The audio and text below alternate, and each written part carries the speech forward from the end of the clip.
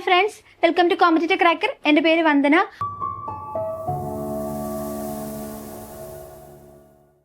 അപ്പോൾ നമ്മളെല്ലാവരും കാത്തിരുന്നത് പോലെ PSCയുടെ നോട്ടിഫിക്കേഷൻ വന്നിട്ടുണ്ടായിരുന്നു. LD ടൈപ്പിസ്റ്റ് തസ്തികയിലേക്കുള്ള നോട്ടിഫിക്കേഷൻ ആണ് റീസെൻ്റ്ലി വന്നിട്ടുണ്ടായിരുന്നത്. അപ്പോൾ അതിൽ LD ടൈപ്പിസ്റ്റ് വേരിയസ് വന്നിട്ടുണ്ടായിരുന്നു, പിന്നെ കമ്പനി ബോർഡ് അസിസ്റ്റന്റ് ഗ്രേഡ് 2 വന്നിട്ടുണ്ടായിരുന്നു, പിന്നെ ഉള്ളതെന്ന് പറഞ്ഞു കഴിഞ്ഞാൽ പൊല്യൂഷൻ കൺട്രോൾ ബോർഡിലേക്കുള്ള LD ടൈപ്പിസ്റ്റ്. ഈ പ്രധാനപ്പെട്ട 3 നോട്ടിഫിക്കേഷൻസ് ആണ് റീസെൻ്റ്ലി വന്നിട്ടുള്ളത്.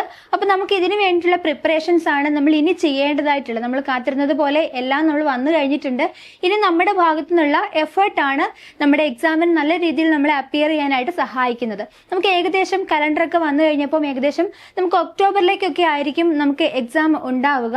സോ അപ്പോൾ അതുകൊണ്ട് തന്നെ നമുക്ക് 250 ഡേയ്സ് നമ്മൾ കാൽക്കുലേറ്റ് ചെയ്യുകയാണെങ്കിലും ഒരു 2 തവണ നമുക്ക് റിവൈസ് ചെയ്ത് പഠിക്കാനുള്ള സമയമുണ്ട്. അപ്പോൾ ഈ ഒരു സമയം മാക്സിമം എഫേർട്ട് ഇട്ട് ടൈം കണ്ടെത്തി തന്നെ എന്ത് ചെയ്യുക, നമ്മൾ ഇനി വരുന്ന എക്സാമിന് വേണ്ടിയിട്ടുള്ള പ്രിപ്പറേഷൻസ് സ്റ്റാർട്ട് ചെയ്യണം. അപ്പോൾ അതിൻ്റെ ഏറ്റവും ഫസ്റ്റ് സ്റ്റെപ്പ് എന്ന് പറയുന്നത് നമ്മളുടെ പ്രീവിയസ് ഇയറിൽ നടന്നിട്ടുള്ള എക്സാമുകളുടെ സിലബസ് മനസ്സിലാക്കുക, അതിൻ്റെ ക്വസ്റ്റ്യൻ പാറ്റേൺ മനസ്സിലാക്കുക, കൂടുതൽ ക്വസ്റ്റ്യൻസ് പ്രാക്ടീസ് ചെയ്യുക. ഈ കാര്യങ്ങളൊക്കെയാണ് നമുക്കിനി ചെയ്യേണ്ടതായിട്ടുള്ളത്. ഓക്കെ, അപ്പം നമുക്ക് സിലബസ് ഒന്ന് അനലൈസ് ചെയ്ത് നോക്കാം.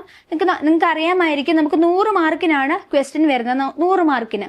അപ്പോൾ അതിൽ തന്നെ ആകെ 10 മാർക്കിനാണ് GKയുടെ പോർഷൻസ് വരുന്നത്. അപ്പം നമുക്ക് ഇവിടെ നിന്നും നമുക്ക് സിലബസ് നോക്കി കഴിയുമ്പോൾ അറിയാൻ പറ്റും. ഫാക്ട്സ് അബൌട്ട് ഇന്ത്യയുണ്ട്, കേരളയുണ്ട്, പിന്നെ കറണ്ട് അഫയേഴ്സ് വരുന്നുണ്ട്, പിന്നെ എക്കണോമിക്സിന്റെ കുറച്ച് ഭാഗങ്ങൾ, അതായത് 5 ഇയർ പ്ലാൻസ് എന്നുള്ള ക്വസ്റ്റ്യൻസ് ഒക്കെ നമ്മൾ പ്രീവിയസ് ഇയറിൽ കണ്ടിട്ടുണ്ടായിരുന്നു. അപ്പോൾ GK എന്ന് പറയുമ്പോൾ 10 മാർക്കിനാണെങ്കിൽ തന്നെയും അവിടെ നിന്ന് നമ്മൾ സെലക്റ്റീവ് ആയിട്ട് പഠിക്കേണ്ടതായിട്ടുണ്ട്. ഇപ്പം നമ്മൾ റിനൈസൻസ് ഒക്കെ അല്ലെങ്കിൽ നമ്മളിപ്പം കേരള ഹിസ്റ്ററിയുമായിട്ട് റിലേറ്റ് ചെയ്ത് വരുന്ന സമയത്ത് അവിടെ എന്ത് പഠിക്കുക, റിനൈസൻസ്, അതിന്റെ ലീഡേഴ്സിനെ കുറിച്ച്, വർഷങ്ങൾ, ഇത്തരത്തിലുള്ള കാര്യങ്ങളും അതുപോലെ തന്നെ ഏറ്റവും ഇമ്പോർട്ടൻ്റ് ആയിട്ടുള്ള മൂവ്മെന്റുകളെ കുറിച്ചും ഒക്കെ നമ്മൾ വളരെ വൃത്തിയായിട്ട് പഠിച്ചു തന്നെ പോകണം. ഇവിടെ നമ്മൾ പ്രീവിയസ് ഇയറിന്റെ ക്വസ്റ്റ്യൻ ഒക്കെ നോക്കുവാണെങ്കിൽ ഡയറക്റ്റ് ആയിട്ടുള്ള ക്വസ്റ്റ്യൻസും ചോദിക്കാറുണ്ട്, അതുപോലെ തന്നെ സ്റ്റേറ്റ്മെന്റ് ടൈപ്പ് ചോദ്യങ്ങളും ചോദിക്കാറുണ്ട്. അപ്പൊ അതുകൊണ്ട് തന്നെ നമുക്ക് ഈ 10 മാർക്കിനെ ഉള്ളൂ എങ്കിലും നമ്മൾ എന്ത് ചെയ്യുക, കുറച്ചൊക്കെ എഫേർട്ട് ഇട്ട് സ്പെഷ്യലൈസ് ചെയ്ത് പഠിക്കുകയാണെങ്കിൽ ഉറപ്പായിട്ട് നമുക്ക് ആ ഒരു 10 മാർക്ക് നമുക്ക് നേടാവുന്നതേ ഉള്ളൂ. ഓക്കെ, പിന്നെ വരുന്ന 10 മാർക്ക് എന്ന് പറയുന്നത് ടൈപ്പ് റൈറ്റിങ്ങിന് വരുന്നുണ്ട്. ടൈപ്പ് റൈറ്റിംഗ് വരുന്ന സമയത്ത് പാർട്സ് ഓഫ് ടൈപ്പ് റൈറ്റർ പഠിക്കുക, ക്ലീനിങ് പഠിക്കുക, അതിൻ്റെയൊക്കെ ഫംഗ്ഷൻസിനെ കുറിച്ച് പഠിക്കുക. ഈ കാര്യങ്ങളൊക്കെയാണ് ടൈപ്പ് റൈറ്റിംഗിൽ നിന്നും 10 മാർക്കിന് വരുന്നത്. അതും ഈ പറഞ്ഞതുപോലെ ഒരുപാടൊന്നുമില്ല, നമുക്ക് പ്രീവിയസ് ഇയർ പഠിച്ചു കഴിഞ്ഞു കഴിഞ്ഞാൽ എന്ത് ചെയ്യാൻ പറ്റും, ഈസി ആയിട്ട് ഈ ഒരു 10 മാർക്ക് നേടാവുന്നതേ ഉള്ളൂ. പിന്നെ വരുന്ന 20 മാർക്ക് വെച്ചിട്ട് മലയാളവും ഇംഗ്ലീഷും ഉണ്ട്. ഇപ്പം നിങ്ങൾക്ക് എല്ലാവർക്കും അറിയുന്നത് പോലെ തന്നെ സിനോണിംസ്, ആന്റണിംസ്, ഓക്കെ, പിന്നെ അതുപോലെ തന്നെ ഗ്രാമർ വളരെ ഇമ്പോർട്ടൻ്റ് ആണ്. ആർട്ടിക്കിൾസ് ഒക്കെ ഒരുപാട് ചോദിച്ച് കാണാറുണ്ട്. അപ്പം നോർമൽ PSCക്ക് 10 മാർക്കിന് ചോദിക്കുന്ന അതേ പാറ്റേണിലുള്ള ക്വസ്റ്റ്യൻസ് ഒക്കെ തന്നെയാണ് ടൈപ്പിസ്റ്റിനും ചോദിക്കുന്നത്. അവിടെ നമുക്ക് 10 മാർക്കിന് പകരം 20 മാർക്കിലേക്ക് എത്തുന്നു എന്നുള്ള വ്യത്യാസമാണ് ഉള്ളത്. അപ്പോൾ സോ നമുക്ക് അവിടെ ചെയ്യാൻ പറ്റുന്നത് പറഞ്ഞു കഴിഞ്ഞാൽ ബേസിക് കൺസെപ്റ്റ് മനസ്സിലാക്കുക, കൂടുതൽ ക്വസ്റ്റ്യൻസ് പ്രാക്ടീസ് ചെയ്യുക, കൂടുതൽ ക്വസ്റ്റ്യൻസ് എന്തൊക്കെയാണെന്നുള്ളത് മനസ്സിലാക്കുക എന്നുള്ളതാണ് നമുക്ക് ഈ ഒരു മലയാളവും അതുപോലെ തന്നെ ഇംഗ്ലീഷിൽ നിന്ന് നമുക്ക് നേടാനായിട്ട് പറ്റുന്നത്. വളരെ സിമ്പിൾ ആണ്. നമുക്ക് എന്ത് ചെയ്യാൻ പറ്റും, നമുക്ക് പ്രീവിയസ് ഇയറിലുള്ള ക്വസ്റ്റ്യൻ പേപ്പറൊക്കെ നോക്കുകയാണെങ്കിലും റിപ്പീറ്റഡ് ആയിട്ട് വരുന്ന ഈ മലയാളത്തിന്റെ കേസ് എടുക്കുകയാണെങ്കിൽ പകരം പദം, അതുപോലെ തന്നെ സമാന പദം, അങ്ങനത്തെയുള്ള കുറേ അധികം ക്വസ്റ്റ്യൻസ് ഒക്കെ ചോദിക്കാറുണ്ട്. അപ്പം ആ ഒരു ഏരിയയിൽ നിന്നും നമുക്ക് കുറേ അധികം പ്രീവിയസ് ഇയറിലുള്ള PSCയുടെ തന്നെ ക്വസ്റ്റ്യൻ പേപ്പർ മനസ്സിലാക്കി തന്നെ നമുക്ക് എന്ത് ചെയ്യാൻ പറ്റും, ഈസി ആയിട്ട് അവിടുന്ന് ആ ഒരു 20 മാർക്കും സ്കോർ ചെയ്യാവുന്നതേ ഉള്ളൂ. അപ്പൊ പിന്നെ ഇനി നോക്കുമ്പോൾ ഏറ്റവും കൂടുതൽ വെയിറ്റേജ് കൊടുത്ത് നമ്മൾ പഠിക്കേണ്ട ഭാഗം എന്ന് പറയുന്നത് കമ്പ്യൂട്ടർ വേർഡ് പ്രോസസ്സിംഗ് ആണ്. 40 മാർക്കിനാണ് നമുക്ക് അവിടുന്ന് ചോദ്യം വരുന്നത്. ഓക്കെ, അത് നോക്കുവാണെങ്കിൽ എന്തൊക്കെയാണ് ഇൻക്ലൂഡ് ആയിരിക്കുന്നത്, നമുക്ക് വേർഡ് പ്രോസസ്സിങ്ങിനകത്ത് ഒന്ന് നമ്മുടെ MS വേർഡും എക്സലും പവർ പോയിന്റും ഉണ്ട്. 2007 ആണ് കൂടുതലായിട്ടും ചോദിക്കാറുള്ളത്. അപ്പൊ ഇവിടെ നിന്നൊക്കെ നമുക്ക് ഏകദേശം നമ്മൾ പറയുകയാണെങ്കിൽ ഒരു 30-35 ആ ഒരു റേഞ്ചിലുള്ള മാർക്കുകളിലുള്ള ക്വസ്റ്റ്യൻസ് ഒക്കെ ഈ ഒരു ഭാഗത്തുനിന്ന് നമുക്ക് ഉണ്ടാകും. പിന്നുള്ളത് കമ്പ്യൂട്ടർ ഫണ്ടമെന്റൽസ് ആണ്. ഓക്കെ, നമുക്കിതറിയാം. എന്താണ് കമ്പ്യൂട്ടർ ഫണ്ടമെന്റൽസ് എന്ന് പറയുമ്പോഴത്തേക്കും ബേസിക്സ് ഓഫ് കമ്പ്യൂട്ടർ ആണ് അല്ലെ. കമ്പ്യൂട്ടറിന്റെ പാർട്ടുകളെ കുറിച്ച് നമ്മൾ പഠിക്കണം. ഇൻപുട്ട് ഔട്ട്പുട്ട് ഡിവൈസുകളെ കുറിച്ച് കൃത്യമായിട്ടും പഠിച്ചു പോകണം. സോഫ്റ്റ്വെയർ ടൈപ്പുകള്, എക്സാമ്പിളുകള് നമുക്കിവിടെ വളരെ നിർബന്ധമാണ്. അപ്പം ഇവിടെ നിന്ന് നമുക്ക് ഈസി ആയിട്ട് ഒരു 15 മാർക്കിനുള്ള ക്വസ്റ്റ്യൻസ് ഒക്കെ ഇവിടെ നിന്ന് വന്നാലും വളരെ എളുപ്പത്തിൽ നമുക്ക് സ്കോർ ചെയ്യാവുന്നതേ ഉള്ളൂ ഈ ഒരു 15 മാർക്ക്. പിന്നെ കുറച്ചും കൂടെ സ്ട്രെസ് ചെയ്ത് നിങ്ങൾ പഠിക്കേണ്ടത് 2007 വരുമ്പോഴത്തേക്കും എന്താണ്, നമുക്ക് അതിന്റെ മെനു ബാറുകളെ കുറിച്ചും ഓരോ ടാബുകളുടെ ഫംഗ്ഷൻസിനെ കുറിച്ചും ഷോർട്ട് കട്ട് കീകളും ഇങ്ങനെയുള്ള കാര്യങ്ങൾ കുറച്ചും കൂടെ സ്പെസിഫൈ ചെയ്ത് പഠിക്കാനായിട്ട് ശ്രദ്ധിക്കുക. ഓക്കെ, അപ്പൊ ഇങ്ങനെയാണ് നമുക്കൊരു സിലബസിനെ കുറിച്ച് നമ്മൾ പറയുമ്പോൾ ഏറ്റവും വെയിറ്റേജ് വരുന്നത്, അല്ലെങ്കിൽ 40 മാർക്ക് നമുക്ക് ഷുവർ ഷോട്ടായിട്ട് കിട്ടുന്നത് എവിടെ നിന്നാണ്? നമ്മുടെ വേർഡ് പ്രോസസ്സിംഗിൽ നിന്നാണ്.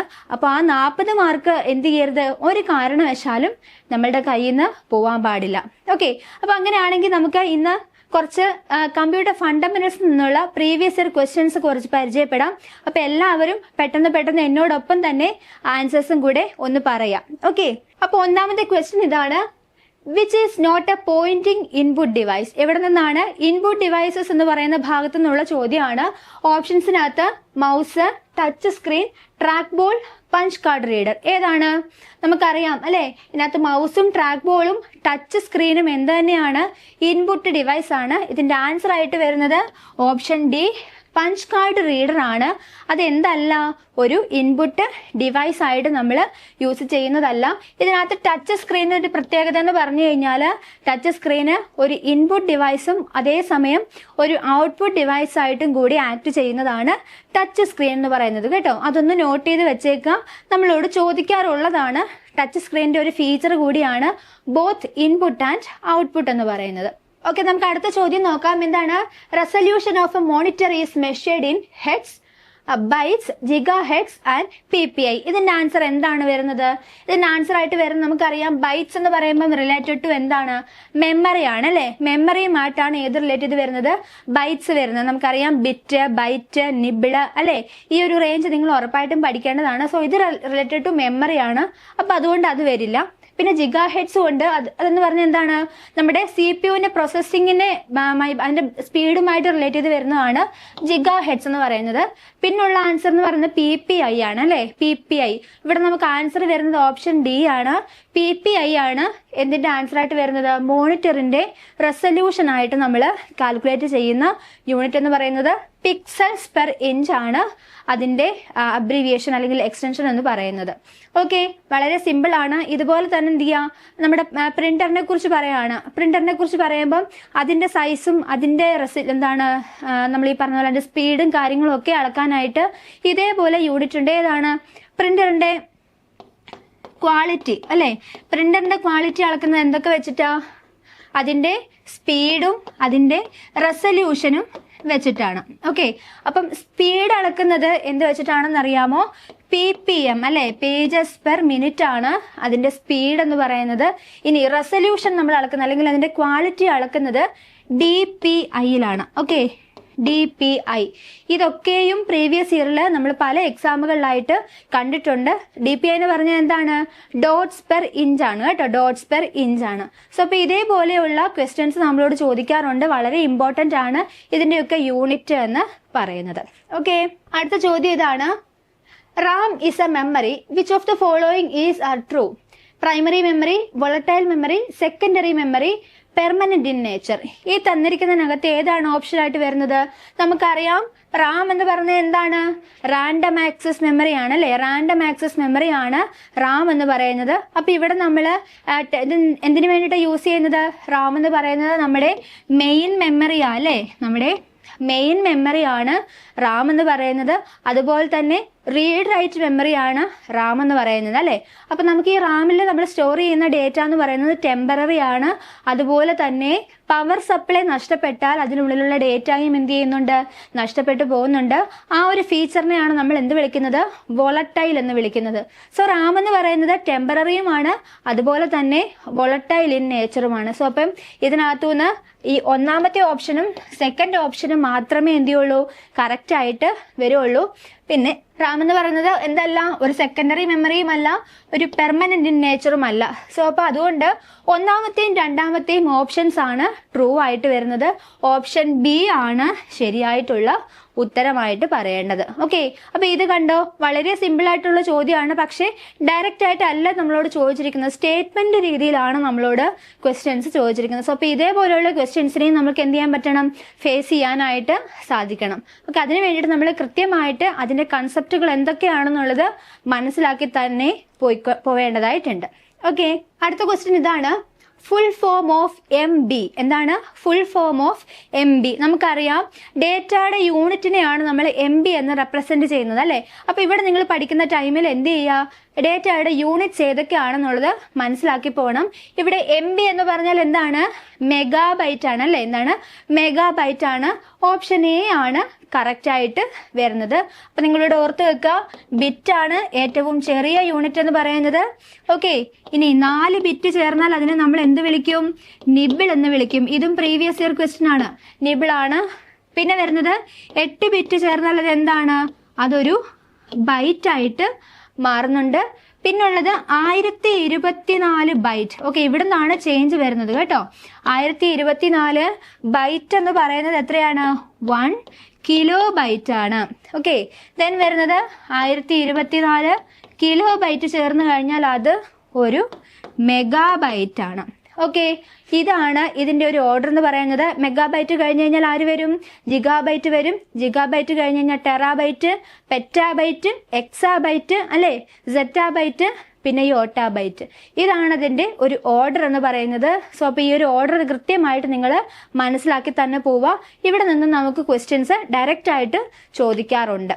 ഓക്കെ, ഇമ്പോർട്ടന്റ് ആണ് ഈ ഒരു ഭാഗം എന്ന് പറയുന്നത്. അടുത്ത ക്വസ്റ്റ്യൻ ആണ്, all of the following are examples of antivirus software except. എന്താണ്, ഈ തന്നിരിക്കുന്ന എല്ലാം ആന്റിവൈറസ് സോഫ്റ്റ്വെയർ ആണ്. അതിനകത്ത് ആന്റിവൈറസ് സോഫ്റ്റ്വെയർ അല്ലാത്തത് ഏതാണെന്നാണ് നമ്മളോട് ചോദിച്ചിരിക്കുന്നത് അല്ലെ.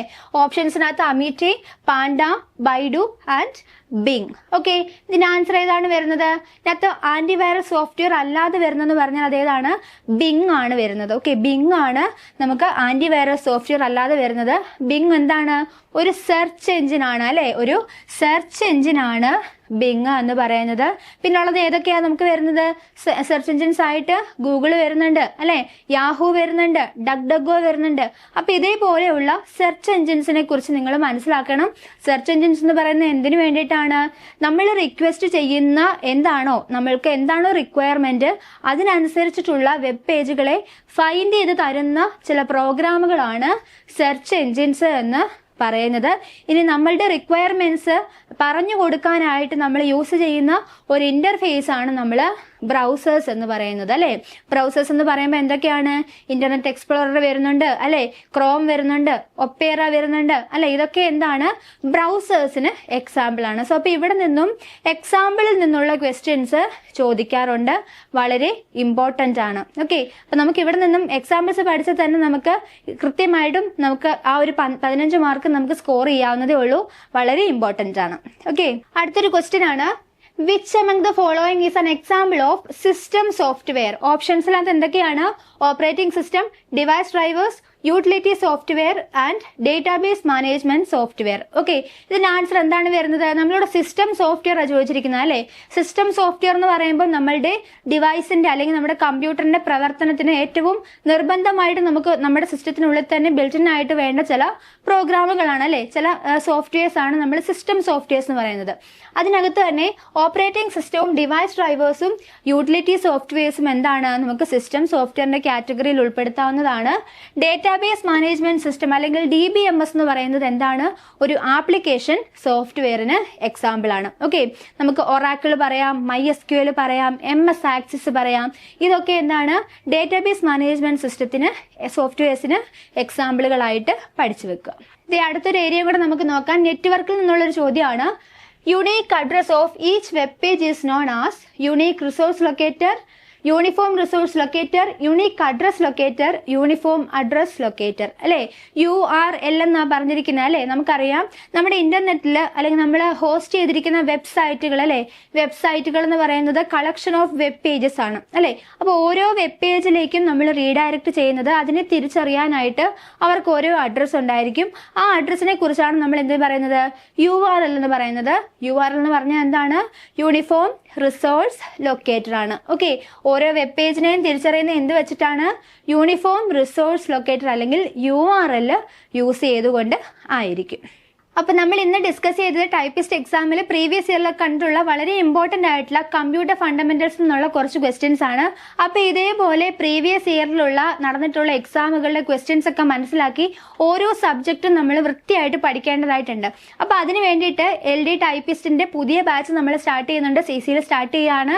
സോ അപ്പം ഇനി വരുന്ന എക്സാമിന് പ്രിപ്പയർ ചെയ്യുന്ന എല്ലാവരും സമയം കളയാതെ ഞങ്ങളോടൊപ്പം ജോയിൻ ചെയ്യുക. അതിലേക്ക് ജോയിൻ ചെയ്യാനായിട്ട് ഇവിടെ നമ്മൾ നമ്പർ കൊടുത്തിട്ടുണ്ട്. ഈ ഒരു ബോർഡ് നമ്പറിലേക്ക് നിങ്ങൾ കോൺടാക്ട് ചെയ്യുക. ഈ ഒരു ബാച്ചിന്റെ പ്രത്യേകത എന്ന് പറയുമ്പോൾ നിങ്ങൾക്ക് ലൈവ് സെഷൻസ് ഉണ്ടായിരിക്കും, അതുപോലെ തന്നെ ഡെയിലി വർക്കൗട്ടുകൾ ഉണ്ടായിരിക്കും, അതുപോലെ തന്നെ ഒരു പേഴ്സണൽ മെന്റർ കൂടി നിങ്ങൾക്ക് സപ്പോർട്ടിനായിട്ട് ഉണ്ടാവും. നിങ്ങളുടെ കാര്യങ്ങളൊക്കെ സംസാരിക്കാനായിട്ടും നിങ്ങൾക്ക് പേഴ്സണലി ഉള്ള സജഷൻസ് തരാനായിട്ടും ഒക്കെ മെന്റർഷിപ്പ് അവൈലബിൾ ആണ്. അതുപോലെ തന്നെ നമുക്ക് വീക്കിലി ടെസ്റ്റുകളും മോഡൽ എക്സാമുകളും ഒക്കെ ആയിട്ട് നമുക്ക് ഇനി വരുന്ന ദിവസങ്ങൾ കൃത്യമായ പഠനത്തിൽ അടുത്ത എക്സാം നമുക്ക് ഉറപ്പായിട്ടും ക്ലിയർ ചെയ്യാനായിട്ട് സാധിക്കും. സോ അപ്പോൾ ബാച്ചിലേക്ക് ജോയിൻ ചെയ്യാനായിട്ട് എത്രയും വേഗം ഈ നമ്പറിൽ കോൺടാക്ട് ചെയ്യുക. സോ അപ്പോൾ അതേപോലെ തന്നെ ഇതേപോലെ ഇൻഫോർമേറ്റീവ് വീഡിയോസ് കിട്ടാനായിട്ട് ഞങ്ങളുടെ ചാനൽ കൂടി ഫോളോ ചെയ്യുക. താങ്ക്